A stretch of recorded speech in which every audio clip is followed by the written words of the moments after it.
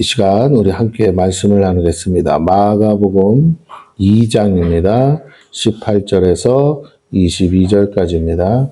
마가복음 2장 18절에서 22절까지입니다. 자, 우리 찾으신 줄 알고 22절 말씀 한 절 같이 합독하겠습니다. 22절 시작. 새 포도주를 낡은 가죽 부대에 넣는 자가 없나니 만일 그렇게 하면 새 포도주가 부대를 터뜨려 포도주와 부대를 버리게 되리라. 오직 새 포도주는 새 부대에 넣느니라 하시니라. 아멘. 오늘 제목의 말씀은 새 포도주는 새 부대에. 오늘은 2025년 첫 주일 신년 감사 예배로 드립니다. 우리가 지난해 새로운 출발, 새로운 삶, 새로운 교회 해서 뉴 스타트, 뉴 라이프, 뉴 처치라는 표를 가지고 한 해를 잘 시작했고 또 마무리했습니다.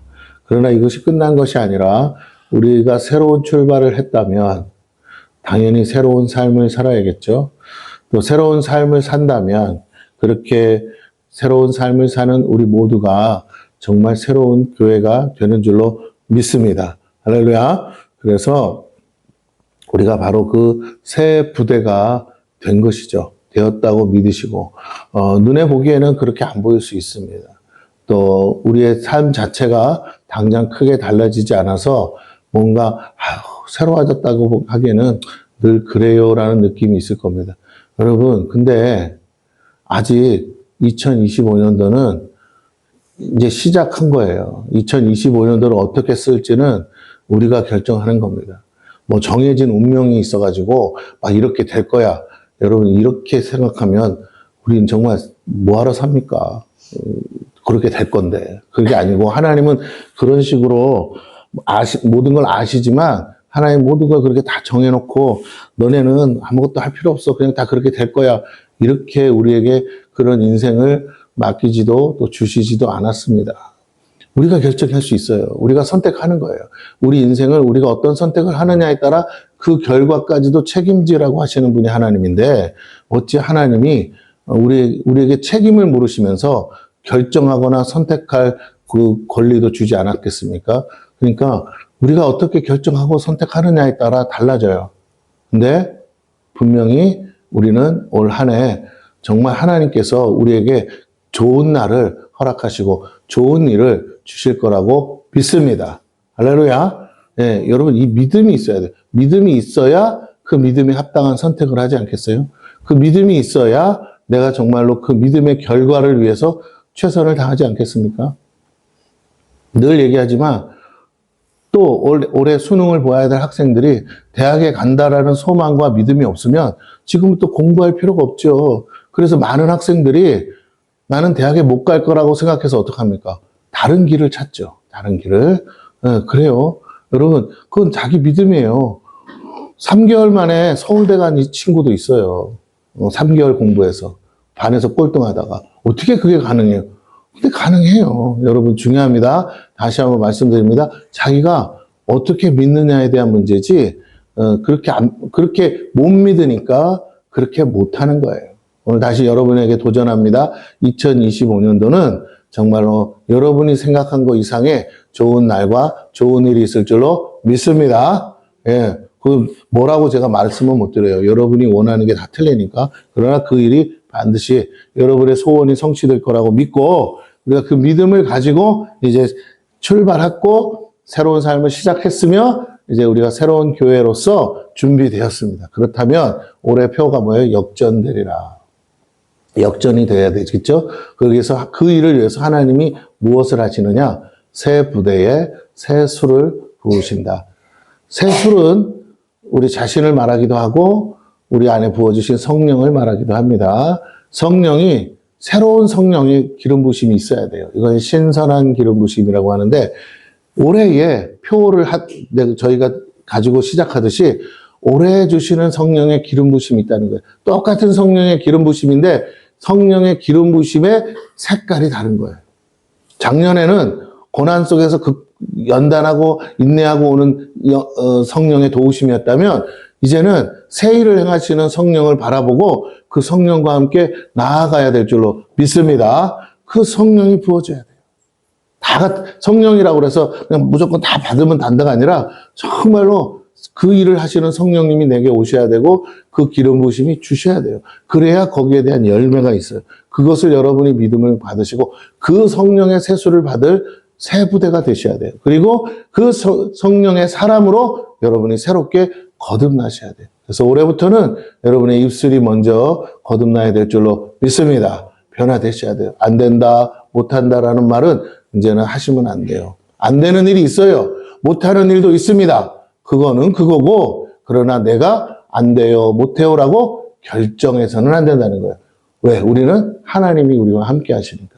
주님이 도와주시면, 하나님이 함께 하시면 안 되는 일도 되고 못하는 일도 할 수 있는 줄로 믿습니다. 할렐루야. 예, 여러분 믿음을 가지세요. 그리고 여러분 이제 따라해보세요. 얼굴을 피자. 얼굴이 다 우거지상이에요. 다시 얼굴을 피자. 그럼 뭐가 이렇게 안 돼가지고 벌써부터 시작부터 설교 아직 들어가지도 않았는데 설교하는 사람까지 막 힘이 들어.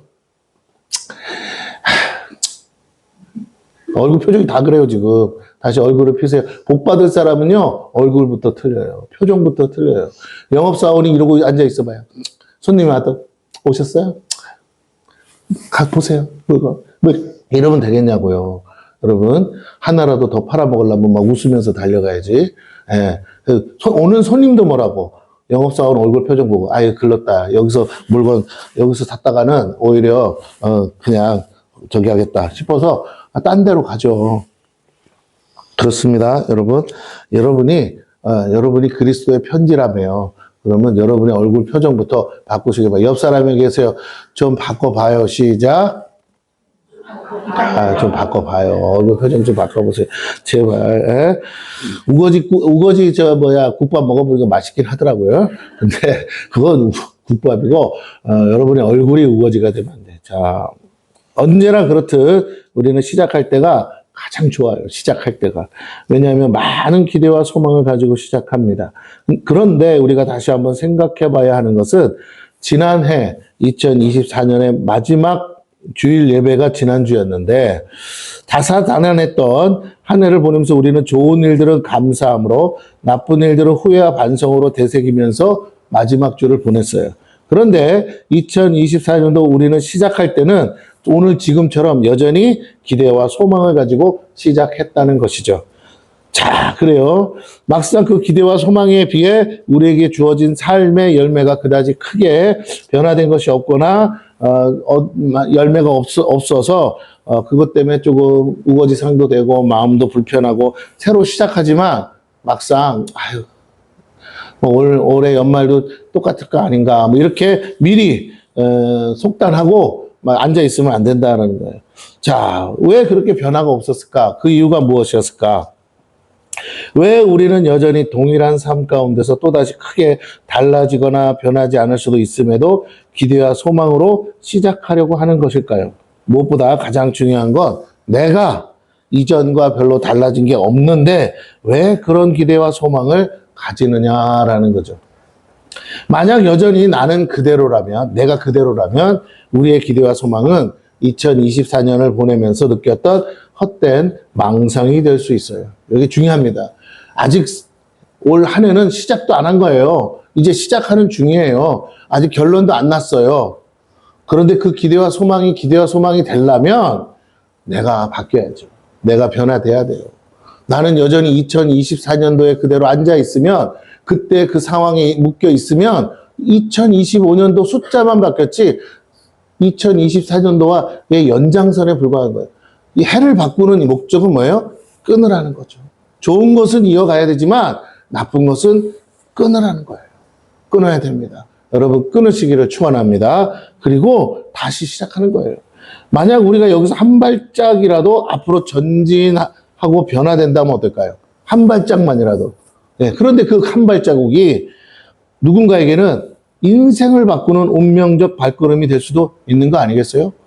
절벽 위에 서 있는 사람에게 코너에 몰렸어요. 절벽까지 정말로 밀렸는데 마지막 한 발을 내디디면 죽는 거 아니겠어요? 예, 운명을 가를 수가 있어요. 그러므로 우리가 그 발걸음에 대해서 한번 생각해 봐야 돼요. 근데 우리는 죽기 전에 그 상황은 아닌 거니까 우리가 정말 주님이 열어주시는 길로 한 발자국을 내디뎠다면, 사는 길이 열린다면, 예, 운명이 바뀔 줄로 믿습니다. 지금 우리는 사실 그런 기대와 소망을 갖고 있지 않습니까? 그렇죠? 그것은 결코 잘못된 기대와 소망은 아니다라는 거예요. 모두가 바라는 것이죠. 예. 그런데 좀 더 실제적으로 우리 삶을 바꾸기 원한다면 우리 이제 전혀 다른 각도에서 한번 접근해 봐야 할 것 같습니다. 2024년도에 우리가 바라봤던 관점에서 올해를 바라보고 나간다면 2025년도는 별반 다르지 않겠으나 2025년도부터는 전혀 이전과 다른 각도에서 세상을 바라보고 우리 삶을 접근한다면 분명 그 차이만큼 삶이 달라지고 전혀 다른 한 해가 될 수도 있다라는 거예요. 우리가 뉴스를 접하고 세상 돌아가는 소식들을 듣다 보면 우울하고 소망보다는 낙심과 절망과 좌절 이런 것들이 막 밀려옵니다. 왜? 뉴스는 안 좋은 소식을 전하거든요. 좋은 소식 하나 전한다면 안 좋은 소식 100가지를 전하는 게 뉴스예요. 그러다 보니 뉴스를 보다 보면 안 볼 수는 없지만 그걸 보다 보면 자꾸만 우리의 마음이 정말 어두워지고 우울해지고 정말 어려워질 수밖에 없습니다. 그리고 솔직히 말하면 저 지구 반대편에서 일어난 일에 대해서 당장 나한테 영향이 없기 때문에 미리 그걸 보고 막 우울하고 낙심하고 절망할 필요는 또 없다라는 거예요. 그냥 소식은 소식일 뿐이고 준비하고 대비하라고 알려주는 걸 그걸 듣고는 막 무너져서는 안 되겠죠. 자, 그렇습니다. 우리가 조금 더 생각을 바꿔야 돼요. 지금 우리 주변에 일어나고 있는 많은 일들이 있습니다. 연일 그것을 막 얘기하는데 사실은 그건 그렇게 중요한 문제가 아니에요. 뉴스에서 떠드는 거의 대다수는요, 우리가 그렇게 중요하게 생각해야 될 문제가 아니에요. 우리 앞에 당장 해야 할 일이 있고 해결해야 될 문제가 있습니다. 그게 진짜 중요한 거예요. 근데 자꾸만 그런 것들에게 마음을 뺏기다 보면 우리가 정작 해야 될 일을 못할 수도 있기 때문에 우리는 분별을 하시고 균형을 맞추시고 주의하셔야 됩니다. 하나님이 보실 때, 이게 중요해요. 우리의 생각도 중요한데 하나님이 보실 때 나에게 오늘 지금 여기서 뭘 원하시느냐가 중요한 거죠. 오늘 하나님이 여기서 내가 해야 할 일이 있는데 그걸 안 하고 다른 걸 핑계대고 있을 때 하나님은 게으르다라고 하시는 거예요. 아무것도 안 해서 게으른 게 아니고 정말 해야 할 일을 안 하고 있을 때 게으르다라는 거예요. 공부해야 될 학생이 내일 모레 시험인데 나가서 열심히 공차고 뛰어논다면 그건 뭐예요? 열심히 놀았으나 게으른 거예요. 방구석에 앉아서 누워 자는 것만 게으른 게 아니에요.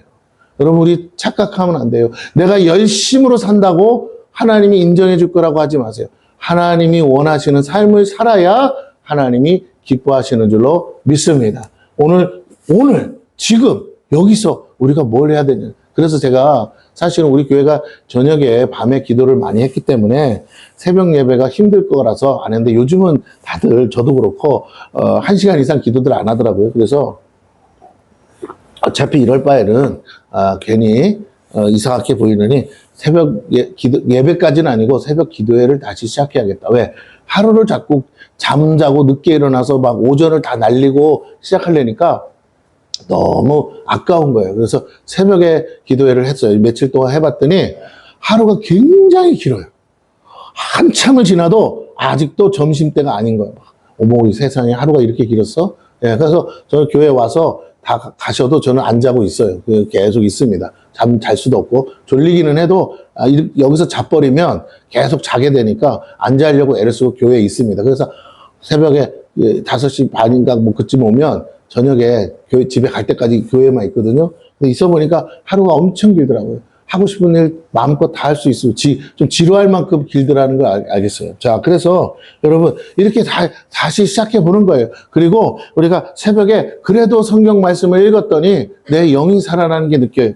그래도 새벽에부터 기도하기 시작했더니 내가 마음의 다짐을 새롭게 할 수 있어서 좋더라는 거예요. 아, 오늘은 이렇게 하나님이 이런 감동을 주니까 내가 이렇게 살아야지. 오늘 또 이걸 해야지. 물론 다 하지는 못하지만 자꾸 나를 바꿔가는 거죠. 변화시켜 가는 거죠. 게으러지려고 하는 나를 채찍질 하는 거죠. 여러분, 그렇습니다. 피곤하고 힘들고 아침에 또 출근하시는 분들은 분주하고 바쁠 수 있겠으나, 그러나 분명한 것은 그 이상의 유익이 있더라.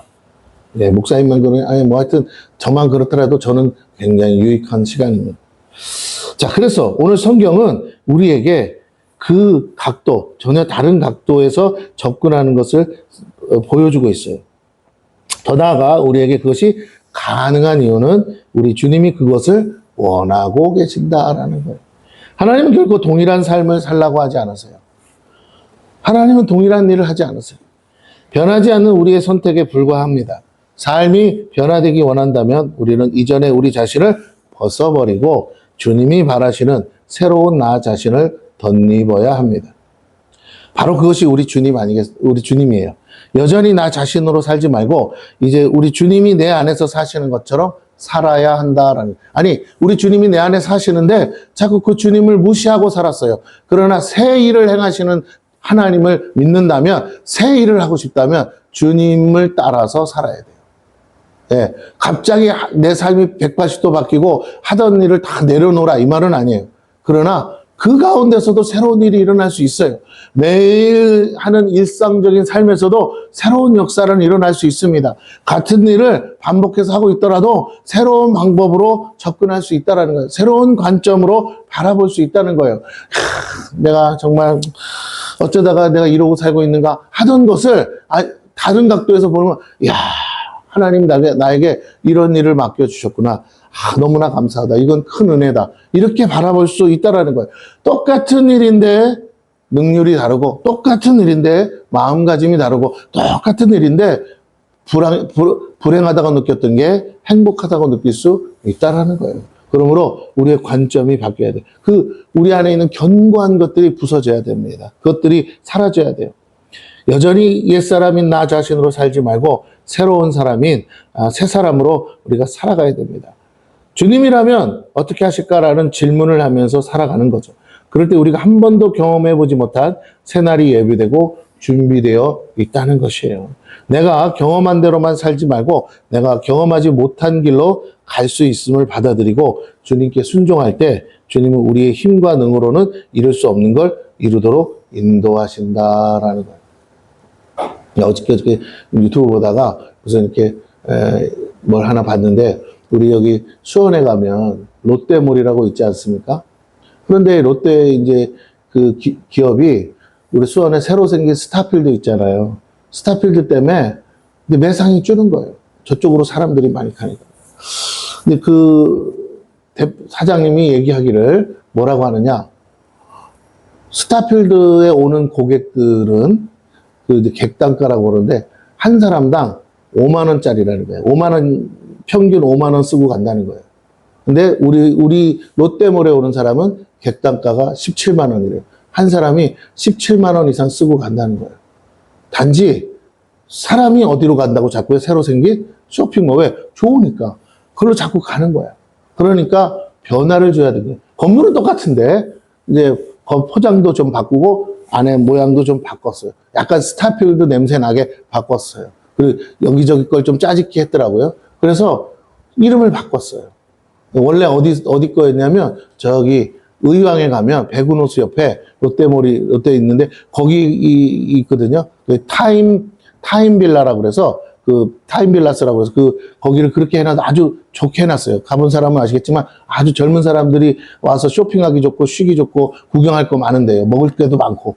그것을 빌려다가 전국에 있는 모든 롯데 쇼핑몰들을 다 그걸로 바꾼다는 거예요. 스타필드라는 이름으로 한 것처럼 여기도 네임밸류를 바꿨어요. 롯데몰이 아니라 이제는 롯데 몰이지만 이름을 타임 빌라스. 그래가지고 쫙 바꿔서 했는데 되게 좋아졌더라고요. 그래서 우리 사모님이랑, 야, 우리 혹시 오늘 구경이나 가볼까? 그랬더니 애들이 다음 주에 가야 된다고, 월급이 그때 나와서 다음 주에 가자고 그래서 제가 기꺼이 다음 주에 애들이 맛있는 거 사줄 줄 알고 날짜를 바꿨어요. 뭐 그까짓 거 한 주를 못 기다리겠어요. 애들이 밥 사준다. 근데 식당들이 40 몇 개가 이렇게 모여 있어요. 40 몇 개. 식당청이 이렇게 엄청나게. 옛날에 롯데몰이 아니야.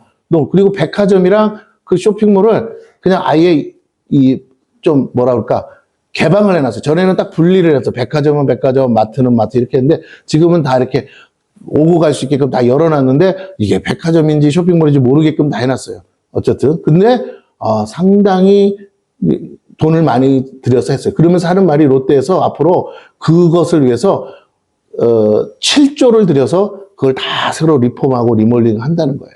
스타필드랑 이제 전면적으로 신세계랑 아예 맞짱 떠서 경쟁하겠다고 대놓고 선포를 했어요. 그래 놓고 해놓은 거 보니까 너무너무 잘 해놨더라고요. 여러분, 그렇습니다. 세상도요, 먹고 생존하기 위해서 뭐라고? 돈을 들여서라도 변화를 해요. 기존에 갖고 있던 마인드로 안 되는 거예요. 기존에 갖고 있던 컨셉으로 안 되는 거예요. 사람들은 자꾸 좋은 걸 따라가는데 그걸 못 따라가면 어떻게 돼요? 망하는 거죠. 그렇습니다. 오늘 우리도 마찬가지예요. 우리가 비록 하늘나라를 동경하지만 우리는 어디서 살고 있어요? 세상 속에 살고 있어요. 그러므로 우리도 빨리빨리 어떻게 해요? 우리 자신을 변화시켜. 세상보다도 더 앞서 우리를 바꿔가야 됩니다. 단, 세상을 따라가는 게 아니라 세상이 오히려 우리를 보고 따라올 수밖에 없을 정도로 우리가 하나님의 능력과 지혜로 바꿔가야 돼요. 선도해야 돼요. 그래서 이미 알고 있는 것으로는 부족해요. 여러분, 혁신이라는 게 뭡니까? 내가 알고 있는 것을 뛰어넘는 거잖아요. 알고 있는 것 가지고는 안 돼요. 이제 그보다 사람들이 와 할 정도로 뭐 저럴 수도 있는 거야? 저런 게 있었어? 라고 놀랄 수밖에 없는 그런 삶으로 우리가 바꿔가야 돼. 그건 우리가 스스로 만들어내기 힘들어요. 우리 주님이 우리를 이끄셔야만 가능한 줄로 믿습니다. 이제 진짜 새로운 기대와 소망을 가지고 주님의 말씀을 통해 2025년 일하실 주님을 따라가는 저와 여러분이 되시기를 축원합니다.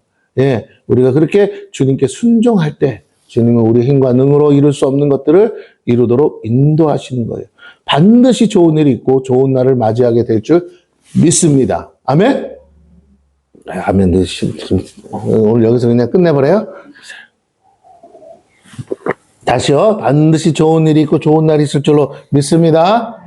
예. 아니, 이거 뭐, 하자는데도 안 한다고, 예배나 빨리 끝내주는 게 좀, 그러지 마시고, 좀 저에게 응원을 해주세요. 그래도, 열심히 좀 말씀 이게 벌써 지금 3주 전에 준비한 말씀이에요. 자, 18절을 보겠습니다. 요한의 제자들과 바리새인들이 금식하고 있는지라 사람들이 예수께 와서 말하되 요한의 제자들과 바리새인의 제자들은 금식하는데 어찌하여 당신의 제자들은 금식하지 아니하나이까? 자, 유대인의 규례에 금식하는 규례들이 있습니다. 그 사람들은 이제 자주 금식을 해요. 금식함으로 자신의 결단과 마음을 드리는 행위죠. 금식하는 때가 있고 금식할 때 또 방법이 있어요. 이 모든 규례들을 철저히 지켜야 됩니다. 하나라도 어기면 그게 금식이 될 수가 없는 거죠. 그렇지 않으면 도리어 죄가 됩니다. 규례대로 하지 않아 도리어 부정하게 되면 그 부정함까지 해결해야 되기 때문에 일이 더 커집니다. 그렇기 때문에 아무나 할 수도 없고 또 그 당시 유대인들은 하루 벌어 먹고 살기도 힘든 보통의 식민지의 유대인들입니다. 생각도 할 수 없는 일이에요. 금식? 아이고, 금식할 걸 형편이나 되면 좋게요. 금식하다 죽어요. 먹고 살기도 힘든데 금식할 상황이 아니에요.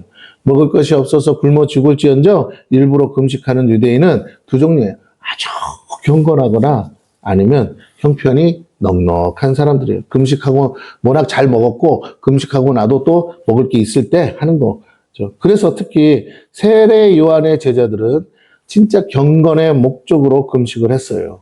그들은 진짜 하나님이 기뻐하는 금식을 했어요. 그런데 그에 반해 바리새인들은 또 그와 같은 동료들은 자신들의 의로움을 드러내기에 금식했다는 거예요. 이 사람들은 다 먹고 살만한 사람들이에요.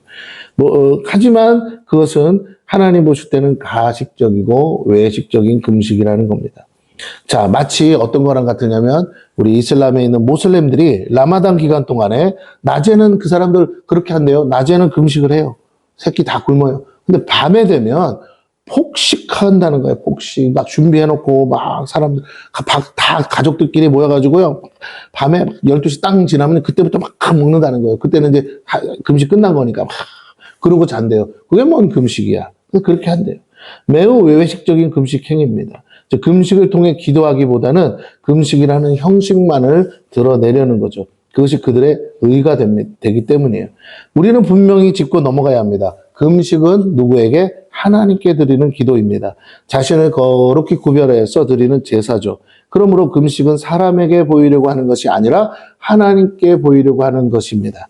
그런데 당시의 영적 지도자들은 그것이 자신들의 의가 되었기에 수시로 사람에게 보여서 자신들의 경건함을 드러내기 위해 자주 금식을 했어요. 주님은 이런 외식을 싫어하셨습니다. 오늘 본문에서는 그들이 그렇게 금식하는데 왜 예수님의 제자들은 금식하지 않느냐고 묻습니다. 여러분, 금식을 했냐 안 했냐가 중요한 게 아니라 금식한 결과가 중요한 거 아니겠어요? 금식하면 할수록 경건해지고 영적인 삶을 살고 하나님 보시기에 합당한 삶을 살고 의로운 삶을 살아야 되는데 이들은 금식만을 의로 여기는 거예요. 금식을 하는 거예요. 그러나 그 다음에는요, 그냥 본인들이 원하는 대로 사는 거죠. 불의와 불법을 행하면서 부정하게 사는 거예요. 그러니 하나님이 좋아하시겠어요? 종교적 행위가 곧 신앙이라고 생각하는 그들에게 매우 이율배반적인 모습이기 때문에 그래요. 절에 와서 소원 비는 사람들 부지기수로 많은데 그들이 다 훌륭하지 않아요. 왜? 그냥 와서 빌고 뭐 하는 행위가 의라고 생각하기 때문에 그걸 하면 복 받는다고 생각하기 때문에 그걸 해요. 내려가서는요, 자기 멋대로 살죠. 네.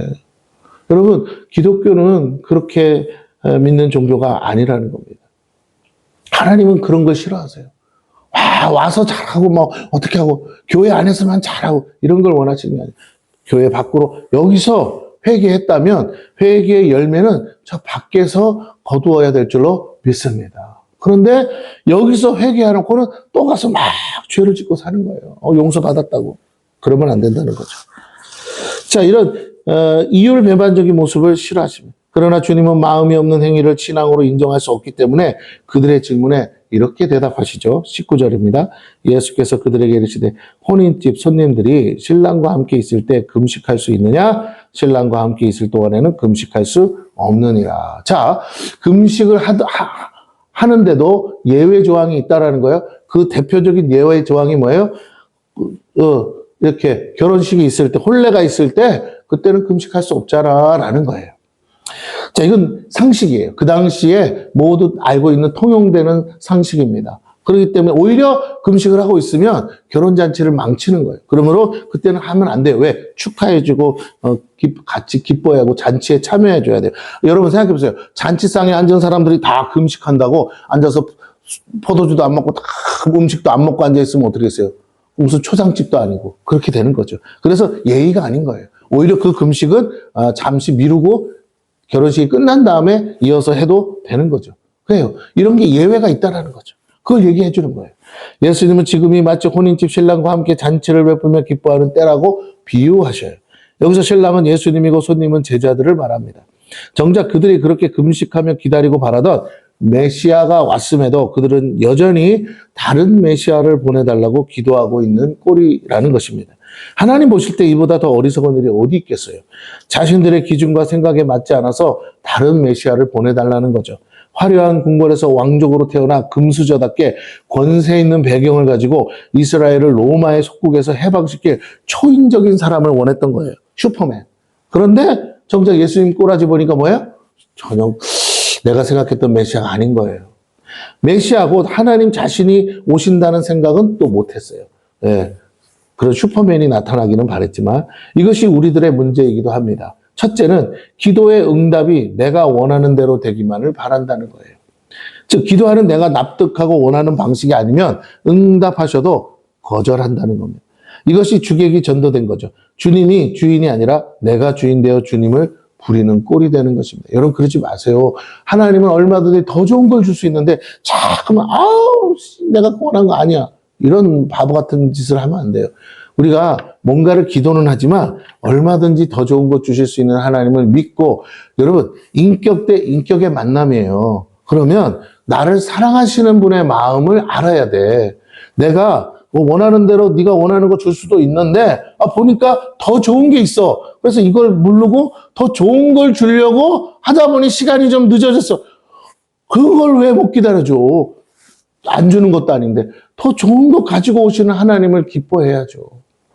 우리는 자꾸만 하나님을 내가 막 강제로 막 뭐 이렇게 해가지고 재단을 해서 원하는 대로 하나님이 살아주기를 바라는데, 여러분 거꾸로 해요. 하나님이 원하는 대로 내가 나를 바꿔서 사는 거지 어떻게 하나님이 나를 위해서 살아줍니까? 그건 아니에요. 여러분 다시 한번 생각하시기를 바랍니다. 두 번째는 외적인 것이 탁월하길 바란다는 거예요. 예수님의 모습은 누가 봐도 메시아의 모습 같지 않았죠. 갈릴리 나사렛 출신의 밑바닥 인상에 불과했으며 목수의 아들이잖아요. 우리도 그렇게 신앙생활할 때가 많아요. 겉모습만 보고 판단하고 결론을 내립니다. 외적인 모습이 일단 탁월하기를 바라요. 거기에 내가 원하는 스타일이어야만 하나님의 응답으로 인정한다는 거죠. 물론 하나님은 그렇게 하실 수도 있지만 그렇지 않더라도 우리는 하나님이 하시는 일을 인정해야 하는 것이에요. 전에 한참 그 팔복이라는 책이 나왔잖아요. 그때 뭐가 나와요? 서울역이나 이런 역에서, 청량리 이렇게 역에서 막 돌아다니면서 여기다가 박스에다가 글 써가지고 예수 믿으세요 하면서 했던 할아버지 아시죠? 김춘수인가 하여튼 그 할아버지 있어요. 돌아가셨지만 맨날 맨발로 다니고. 그 할아버지 배경을 알고 봤더니 기자 추적해서 알아봤더니 뭐라고? 자식도 다 잘 키웠고 자식들도 다 번듯하고 집도 있고 다 사는 형편 좋아요. 근데 예수 복음에 미쳐서 한 영혼이라도 구원하겠다고 그럼 왜 그러고 다니느냐? 여러분 그게 전도 전략이야. 그렇게 안 하면 안 쳐다봐 주니까. 노인네 누가 쳐다보겠어요. 그러니까 좋게도 할 수 있지만 어디서 주워다가 이런 박스 이거 앞뒤로 이렇게 피켓 시위하듯이 이렇게 해가지고 여기다가 막 신문 쪼가리 다 붙이고 하면서 그러고 돌아다니시죠. 왜? 보라고 한 번이라도. 나 보고 예수 믿. 근데 사실 요즘 말로 하면 그렇게 보고 믿을 사람은 없겠지만 그 할아버지 입장에서 한 영혼이라도 보고 예수 믿. 근데 신기한 건 그 할아버지 때문에 예수 믿은 사람이 많대잖아요. 여러분 그렇습니다. 하나님이 일하시면요 신기한 방법으로 구원하십니다. 우리의 생각에 갇혀 있으면 안 돼요. 우리가 하나님을 향해서 복음을 전할 열심이 있는가 없는가가 중요한 거지, 마음이 있는지 없는지. 방법은 주님이 아무리 탁월한 방법으로 여러분 애들 앞에서 피자를 다 차려놓고 준다 그래도요 안 믿더라고요. 그래서 그렇게 방법에 연연할 필요는 없어요. 필요는 하지만 그게 절대적이진 않아요. 우리의 중심을 보시는 하나님이 저 영혼들, 저 어린 하나라도 그 영혼이 지옥 갈 거 생각하고 눈물로 기도하고 있는 사람이 나가서 전도하면요 사탕 쪼가리 없어도 돼요. 너도 전도해봤지만 애들이 정작 원하는 건 그건 처음에 친해지려고 하는 거고요. 그 다음에 그런 거 필요 없어요. 나중에는 제가 아이스크림도 사가고 사탕 사가고 과자도 사고 다 해봤어요. 그리고 이제 좀 친해지고 안면이 있더니 제가 그냥 공 하나 들고 갔어요. 그리고 애들이랑 공놀이도 하고 했는데 나중에 그런 것도 필요 없어요. 그냥 하루 종일 애들이 심심하니까 같이 놀아주는 거예요. 학교 가서 애들 있나 보면 학교에서 놀아주고 뭐 개울가 있으면 개울가에서 놀아주고 또 우리 교회 다니는 애들 데리고 불러가지고 전사님이 나갈 테니까 몇 시에 만나자 그러면 애들이 나와요. 그럼 또 데리고 돌아다니 하루 종일 동네 싸돌아다닌 거예요. 그거밖에 안 했어요. 근데 신기한 건 그때마다 새로운 아이들이 붙으면서 이야기하고 넌 어디 사니? 뭐 하는 뭐 어쩌니 저쩌니 막 이런저런 얘기. 애들이 다 얘기해줘요. 저는요 이쪽 교회도 가봤고요. 저쪽 교회도 가봤고 교회도 이렇게 교회 투어하는 애들도 있어요. 그러면 우리 교회도 한번 와봐라. 벌써 왔다 갔는데요. 그래서 또 와봐. 너는 나 모르잖아. 그러면서 막 했어요. 그랬더니 오더라고. 나중에는 진짜 한 100명까지 됐어요. 예. 그거 하는데 한 1년 걸렸어요. 1년. 여러분 그렇습니다. 마음을 보시더라고요. 제가 그것 때문에 새벽마다 물론 그거 아니어도 새벽 예배를 나가야 돼. 우리 목사님이 하도 저기에서 전도사라도 막 새벽에 안 나오면 막 난리를 붙이게 돼. 새벽마다 가서 기도하는데 새벽에마다 기도하면서 눈물로 기도했더니 하나님이 들어주시더라고요. 네, 하나님은 눈물에 약해. 일단은 영혼을 위해서 눈물로 기도했더니요. 정말 신기하게 하나님이 영혼들을 보내주다. 그래서 내가 요새 눈물이 없는 것 같아요. 그래서 안 울었더니 안 보내주신가 봐요. 그래서 이제부터 다시 새벽마다 좀 기도를 해야 될 것 같아요. 예수님은 겉모습이 아니었다는 거죠. 외적인 모습이 일단 탁월하기를 사람들은 바라죠. 거기에 내가 원하는 스타일이어야만 하나님의 응답으로 인정한다는 거죠. 물론 하나님은 그렇게 하실 수도 있지만 그렇지 않더라도 우리는 하나님이 하시는 일을 인정해야 돼요. 그런데 하나님이 우리를 판단하는 것이 아니라 우리가 하나님을 판단하고 있지는 않은지 우리는 우리 스스로 점검해야 됩니다. 때로는 내가 원하는 방식과 모습이 아닐 수도 있어요. 그러나 그럼에도 불구하고 가장 최고의 것을 주실 수 있고요. 무엇보다 가장 안전한 걸 주고 싶어 하신다는 거예요. 자, 왜냐하면 정상적인 방법으로는 우리에게 주실 수 없는 것들도 있어요. 이것이 은혜입니다. 하나님은 우리의 상식에 갇혀 일하는 분이 아니시기 때문이에요. 모든 건 하나님이 결정하세요. 우리는 어떤 것이든 하나님이 하신 일에 대해 겸손히 인정하고 받아들이는 것이 경외함입니다. 아브라함에게 이삭을 바치라는 말씀이 결코 하나님의 말씀이 아니라고 생각하는 것, 그게 교만이죠. 아브라함은 그걸 의심하지 않고 도리어 죽은 자도 살리신 하나님께서 이 이삭을 통해 약속하신 걸 반드시 이루실 줄 믿고 전혀 두려워하지 않고 주님께 기꺼이 제물을 드렸다는 거예요. 하나님의 약속을 철저히 믿었기에 하나님의 어떠한 요구에도 불안해하지 않았어요. 비록 실수할지라도 그것마저도 하나님께서 당신의 언약을 이루시기에 얼마든지 회복하실 수 있다고 믿었습니다. 이것이 주 안에서 누리는 자유라는 거예요. 이 자유가 있어야 돼. 이 자유를 내가 실수할까 봐 어떡하나, 이거 여러분 연연하지 마세요. 그 실수할 것조차도 알고 계세요. 우리의 실수와 허물에도 불구하고 하나님은 얼마든지 약속하신 걸 이루신다는 걸 믿는다면 우리는 결코 불안하거나 건심하지 않을 것이기 때문입니다. 때로는 우리가 형편없이 부족한 상황에 있거나 그런 모습으로 무너져 있어도 상관없이 일하신다는 거예요. 약속을 이루실 것이기 때문입니다. 아브라함은 이미 이삭을 드리기 전에 이스마엘을 낳는 실수를 범했어요. 그러나 하나님은 그럼에도 결국 다시 사라를 통해 이삭을 주셨습니다. 이것이 우리가 믿는 하나님이세요. 그러기에 우리는 그분의 말씀을 철저히 믿어야 합니다. 왜냐하면 우리가 이룰 수 있는 것이 아니고 주님이 이루시기 때문이에요. 아브라함이 이스마엘을 낳은 건 실수죠. 그러나 하나님은 아브라함을 통해서 하신 약속을 이루셨어요. 아브라함은 믿음이 없어서 한 게 아니라 믿음을 잘못 이해해서 실수한 거죠. 그래서 다시 일을 하시는데, 그러면 그 책임은 뭐냐? 이스마엘을 떠나보내야 되는 아픔을 갖는 거예요. 그 실수 안 했으면 그런 아픔도 가질 필요도 없는데, 그만 인간적인 생각에 의해서 내린 결정 때문에 내 마음에 첫 아들을 내보내야 되는, 하나님 말씀 때문에 내보내야 돼. 상속자가 아니니까 그 아픔. 그래서 유일하게 성경에 보면 아브라함이 근심하던 때가 언제예요? 이스마엘을 내보낼 때. 이스마엘과 14년 동안 얼마나 행복했습니까? 그런데 이제 이삭이 태어난 이후에 어쩔 수 없이 내보낼 수밖에 없게 됐죠. 사라가 가만히 안 있으니까. 사라가 뭐라 그래요? 저는 상속자가 아니지 않냐. 예, 그래요. 그 아이가 그 이삭을 막 조롱하고 이렇게 형이니까 그럴 수 있잖아요. 근데 그렇지만 않았어도 같이 잘 살았을 텐데, 그것 때문에 결국 내보내야 돼. 그 모든 과정 속에서, 예, 그것마저도 하나님은 아시지만 어쨌든 하나님이 그렇게 하라고 하시지 않습니까? 그래서 거기에 순종합니다. 아브라함의 마음은 여전히 쓰라리죠. 아프죠. 예, 정말. 여러분, 생자식을 내보낸다는 것만큼 가슴 아픈 일이 어디 있어요? 하나님 때문에. 자기의 실수예요. 그때서 깨닫는 거예요. 하나님의 약속, 하나님의 말씀을 내가 인간적으로 해석하거나 인간적인 방법으로 이루려고 해서 되는 게 아니구나. 철저히 이것은 하나님밖에 못하시고 하나님이 하셔야 되는구나. 내 삶에 하나님이 일하시도록 내가 할 일은 믿고 인내하고 기다리는 거구나. 여러분, 그것을 여러분이 아셨으면 언제까지요? 도저히 이룰 수 없는 상황까지 가더라도 믿고 기다리고 있는 거예요. 아브라함은 자식을 도저히 낳을 수 없는 상황까지 갔음에도 불구하고 하나님의 약속을 믿고 있을 때 하나님이 기적을 일으켜 주신 줄로 믿습니다. 예. 그리고 다시 그 자식을 바치라고 그럴 때는요, 그때는요, 완전히 다른 사람이에요. 하나님이 또 이걸 바치라고 할 때는 다 이유가 있겠지? 설령 내가 이 자식을 바친다 하더라도 다시 살려서 하나님의 약속을 이루실 거야. 그렇지 않고야 이스마엘을 굳이 쫓아내면서까지 자식도 낳을 수 없는 사람들한테서 자식을 줘가면서까지 이럴 하나님은 아니거든. 하면서 드렸던데 그 마음 중심을 이미 아신 하나님이 실제로 자식을 잡게는 안 하시죠. 중간에 와서 막으시죠.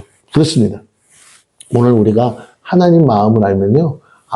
오히려 하나님은 진짜 원하시는 건 그거였구나. 이제야 네가 나를 경외하는 줄 알았노라. 예, 그렇습니다. 근데 금식은 내가 금식하기 때문에 하나님이 들어주시는 것이 아니에요. 금식하니까 하나님 들어주셨다? 아니에요. 기도만 해도 들어주셔요. 하나님이 들어주실 것이 믿어지기 때문에 드릴 건 없고 금식함으로 경배하는 거예요.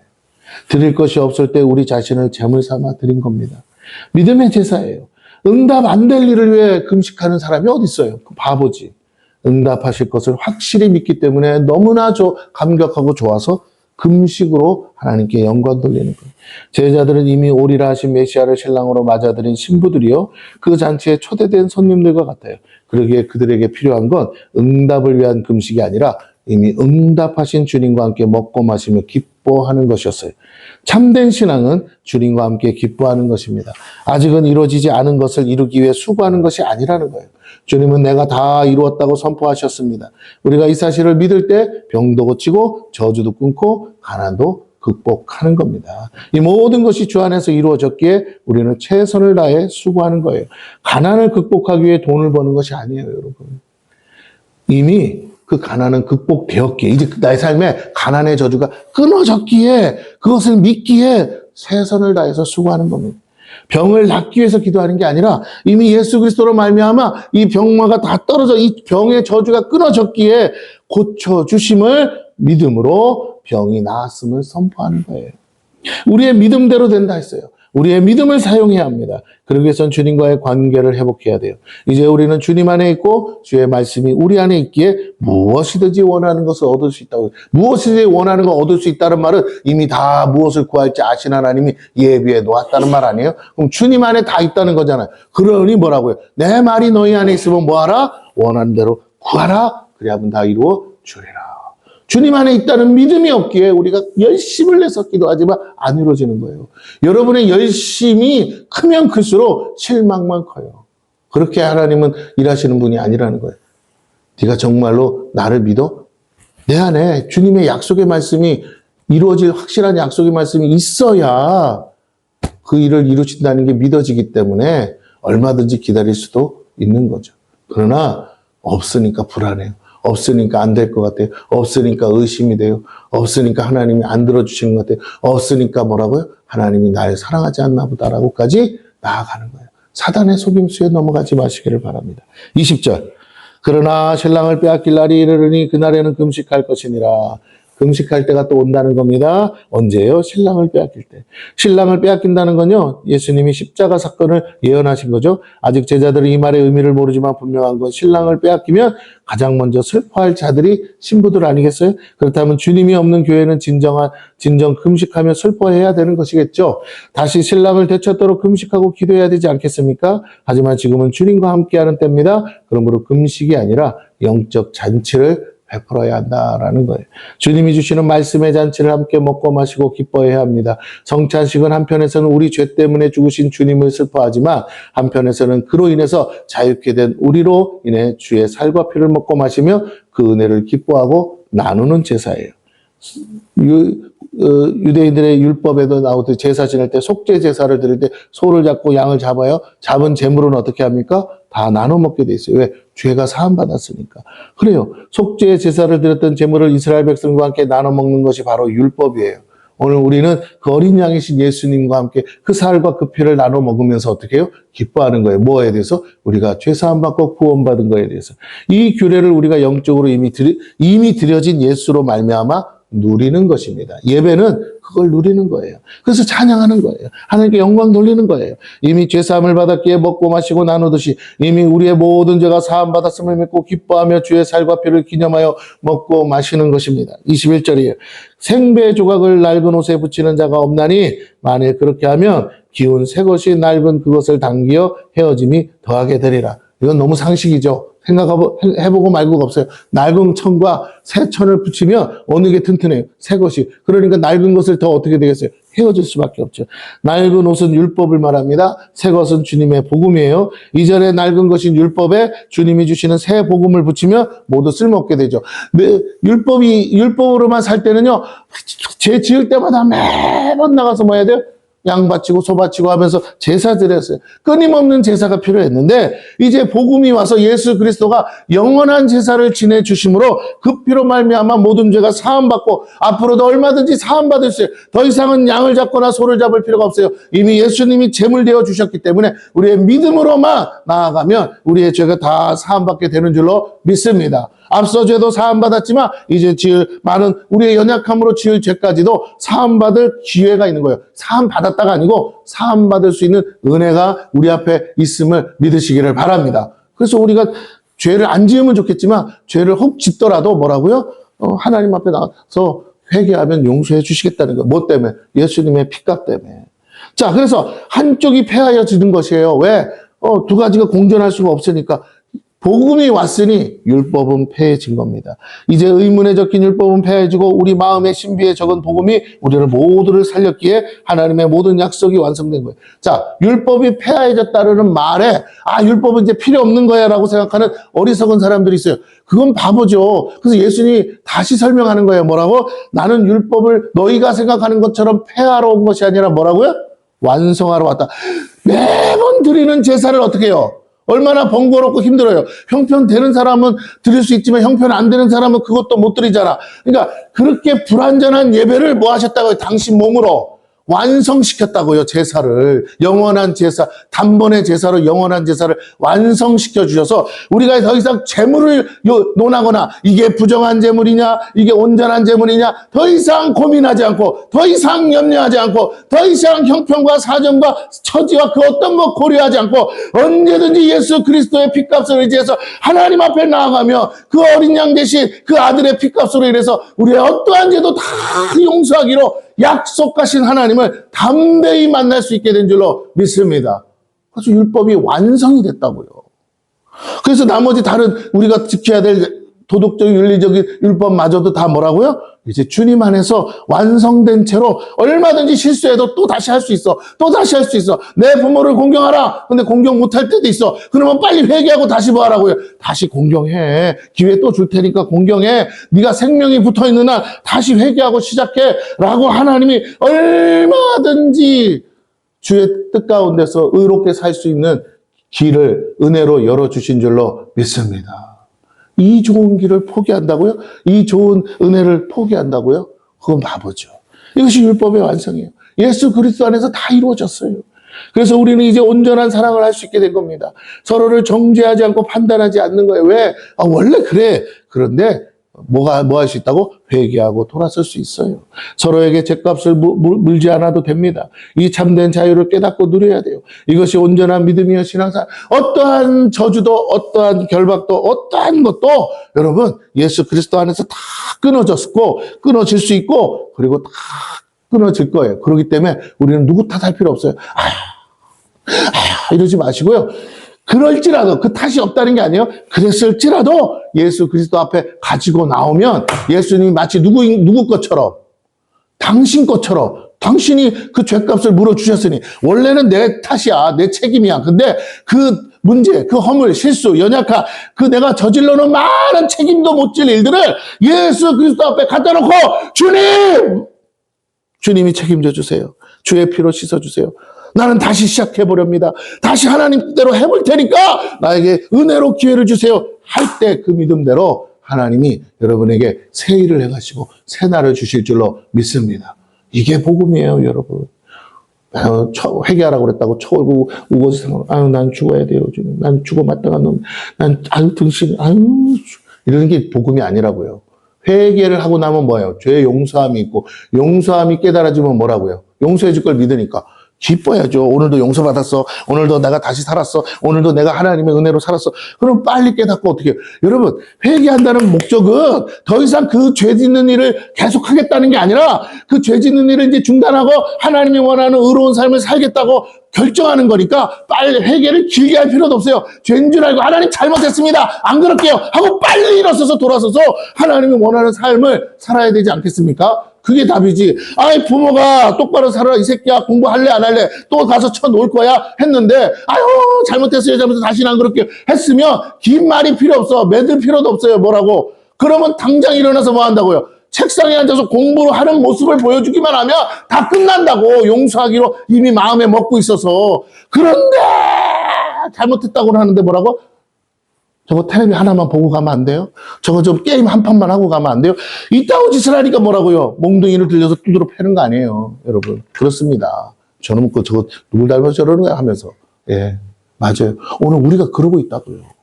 자꾸 의로운 삶을 살 생각은 안 하고 죄만 회개하려고 해서 되는 게 아니에요. 회개하라는 말은 회개 자체의 목적이 아니라 의로운 삶을 살 기회를 줄 테니 그걸 살 생각이 있냐고 묻는 거예요. 예, 있어요. 그러면 용서해 줄게.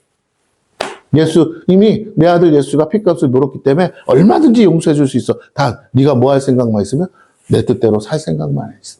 오늘 하나님은 여러분 회개하는 모습을 보시고 용서해 주는 게 아니라 여러분 안에 회개할 마음의 중심을 보시고, 아, 제가 진짜 해보려고 하는데 안 돼서 그렇구나. 아니, 책상에 가서 앉아 있으라고요. 잠깐 앉았는데 10분 만에 또 뭐라고요? 졸고 앉아 있을지라도 뭐라고요? 앉아 있는 것과 안 앉아 있는 건 다르잖아요. 부모가 볼 때, 아휴, 하려고는 하는데 저래서 안 되는구나. 어떻게 저건 누굴 닮아가지고 책만 보면 저렇게 잠이 오냐. 네, 제 얘기예요. 할렐루야. 책만 보면. 요새는 더해. 요새는 책도 아니야. TV를 보고 있어도 뭐라고요? 10분을 못 봐. 자, 우리 집 사모가 그래. 어저께도 뭐 이렇게 보고 있는데, 뭐 제가 보던 게 있어요. 저 이렇게 애니메이션 좋아해서 보고 있는데, 볼 것도 없어서 그냥 그 애들 만화를 보는 게 재밌어서 보는데, 갑자기 사모가 그러더라고요. 들어가 자. 내가 뭐 하고 있었게? 코 걸고 자고 있으니까. 재밌는 거 틀어놓고도요, 자고 있더라고요. 그래서, 아이고. 그 들어가 잤어요. 여러분, 그렇습니다. 예. 해보고도 안 되는 거야. 어쩔 수 없어. 연약하고 부족해서 그런 거지만, 안 하려고 하는 건 다른 거잖아요. 오늘 우리 마음이 뭐냐는 거예요. 안 할 생각으로 와서 비는 거예요? 아니면, 진짜 주님 뜻대로 살 마음이 있어서 잘못됐다고 하는 거예요. 또 넘어질 수 있어요. 그래도 마음은, 그렇게 안 살려는 마음은 있어야 되지 않겠냐라는 겁니다. 22절을 보고 마칩니다. 새 포도주를 낡은 가죽구두에 넣는 자가 없나니. 예, 너무나 상식이에요. 새 포도주는 낡은 가죽부대에 넣는 게 아니에요. 왜? 새 포도주가 발효돼서 다 삭혀질 때까지 시간이 오래 걸려요. 그 전에 부대가 어떻게 된다고요? 터지니까. 만일 그렇게 하면 새 포도주가 부대를 터뜨려 포도주와 부대를 버리게 되리라. 오직 새 포도주는 새 부대에 넣느니라 하시니라. 이건요, 그 당시 사람들 다 아는 얘기예요. 상식이에요. 이렇게 안 하는 게 바보예요. 주님은 너무나 당연한 얘기를 하시면서, 야, 이제 내가 왔잖아. 말씀이신 하나님이 왔잖아. 메시아가 왔잖아. 너희들 아직도 옛날 방식으로 살 거야? 이제 나랑 같이 살아야 될 거 아니야? 나랑 같이 사는데 뭔 놈은 금식이야. 이 메시아를 보내주시옵소서 하면서 했던 금식이야. 맞아. 그런데 왔잖아. 그러면 이제 더 이상 금식할 게 아니고 뭐라고요? 응답이 왔으면 그 주님과 함께 살아야죠. 이제 우리는 새해를 맞이했어요. 할렐루야. 새로운 출발, 새로운 삶, 새로운 교회가 된 줄로 믿습니다. 아멘? 네, 믿으시라고. 야, 건물은 똑같아요. 장소도 똑같아요. 사람도 똑같아요. 그런데 잘 들으세요. 앉은 사람이 많아요. 빈자리가 많아요. 아멘? 자, 그러면 이 빈자리에 사람들이 다 온다면 그때 가서 뭐라 그럴 거예요? 옛날 교회예요? 새 교회예요? 그죠? 왜? 여러분보다 새로운 사람이 더 많으니까. 얼굴 표정 보니까 아닌 사람도 있는 것 같은데 나는 믿어요. 할렐루야. 다시 뭐라고요? 앞으로 누가 더 온다고요? 새로운 사람이 더 올 거예요. 더 올 수밖에 없어요. 그럼 이 자리는 뭔데? 이 자리를 다 채워질 거라고 믿는데 새로운 사람이 더 올 거예요. 그러면 자, 이제 교회의 중심이 여러분이겠어요? 새로운 사람들이겠어요? 그렇죠. 당연히 새로운 사람들이 더 많으니까 새로운 사람들 중심으로 가겠죠. 여러분이 할 일은 뭐예요? 그 새로운 사람들을 도와주는 거예요. 먼저 된 사람으로서. 네, 그 준비가 되는 거예요. 여러분이 그 일꾼이 되셔야 돼요. 주님이 일할 때 옆에서 손발 거두고 뭐 이렇게 일일이 얘기 안 해도 알아서 착착착 움직여줄 수 있는 뭔가 이렇게 손발이 맞는 종이 돼야 되지 않겠어요? 일꾼이 돼야 되지 않겠어요? 그래야 주인이 멋지게 해야 돼. 아니, 장사 가게는 차려놨는데, 종업원들이 손발이 안 맞아가지고, 막, 손님도 막 불평불만, 종업원들도 서로 이러니 저러니 막, 언성이 높아지고, 막 이래가지고야 그 가게가 잘 되겠어요? 딱! 손님이 오면 막 다 같이 인사하고 다 같이 하면서 일사불란하게 일하는 사람은 계속 일하고 손이 쉬고 있는 사람은 빨리 달려가서 주문 받고 막 하고 또 다 밥 먹은 사람 계산해 줄 때는 또 달려와서 계산해 주고 이게 뭐가 막 힘있게 막 유기적으로 돌아가야 되는데 쳐다만 보고 있는 거야. 누가 저분은 어떻게 왔나 이러고 쳐다본 거 있으면 되겠냐 이 말이에요.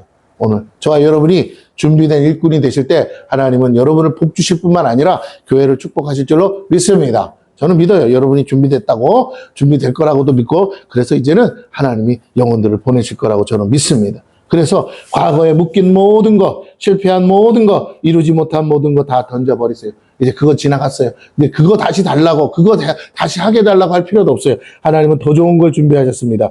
과거에 묶여 새로운 한 해를 전진하지 못하면 안 돼요. 그건 이미 지나갔습니다. 그보다 더 좋은 새 일이 기다리고 있어요. 이제 약속 안에서 비록 우리의 힘과 능으로 이루지 못한 것이라고 해도 능히 이루실 하나님을 바라보고 그분의 선하심과 인자하심 그리고 은혜와 자비를 구하고 이미 이루어졌다고 믿고 시작하셔야 됩니다. 뭔가를 이루기 위해서가 아니고요. 이미 이루어졌다고 믿고 시작해야 돼요. 이것이 새수를 새 부대에 담는 거예요. 여러분이 새 부대가 되지 않으면, 변화되지 않으면 하나님의 새술은 부어질 수 없어요. 시간을 돌릴 수 없듯 과거를 뒤돌아보지 마십시오. 지나간 건 지나가. 2024년도에 이루지 못했어도 그건 그걸로 끝난 거예요. 2024년도가 실패했어요? 그래요. 실패했어요. 그러나 2025년도에 승리하면 되는 줄로 믿습니다. 2025년도에 성공하면 되는 거예요. 과거의 실패를 자꾸 곱씹지 마세요. 롯의 아내가 뒤돌아보다가 소금 기둥이 됐어요. 왜 뒤돌아보냐는 거예요. 그것 때문에 영원히 소금 기둥이 됐잖아요. 그럴 필요 없어요. 우리가 자꾸 과거에 묶여 미련을 갖고 뒤돌아보면 안 돼요. 생각의 고리를 끊고 다시 새롭게 출발하십시오. 하나님은 전혀 생각지 못한 길을 예비하고 계세요. 이전에 우리가 실패한 그 길이 아닌 한 번도 가보지 못한 길을 준비하고 계십니다. 하나님을 믿고 얼마든지 우리가 부족해도 능히 이루실 하나님께 맡겨야 해요.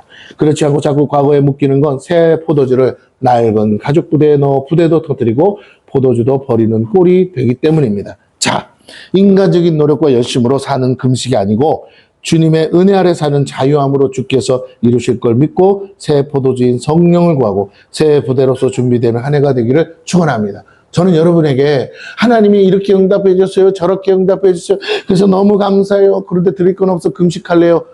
가 아니고 금식해도 되는데 그렇게 응답 주실 거 믿어져서 금식할래요 해도 되겠지만 그보다는 하나님 너무 믿어져서 하나님 제가 목사님 얼마를 바치면 될까요? 막 이렇게 했으면 좋겠어요. 할렐루야. 아니 일할 게 많으니까 할 일이 많으니까 맨날 온 성도가 응답을 받는데 금식만 한다고 그러면 내가 진짜 굶어 죽어요. 금식이 아니고 그러니까 여러분이 이제 금식이 아니라 정말 하나님의 응답 가운데서 축복의 물고가 열리고 축복의 통로들이 열려서 드리고 드려도 부족함이 없는 축복의 삶이 되기를 축원합니다. 할렐루야. 예. 자, 모두 성령의 충만을 받아 날마다 승리하시고 우리 주님이 우리와 함께 하심을 믿고 나아가시는 2025년도 한 해가 될 줄로 믿습니다.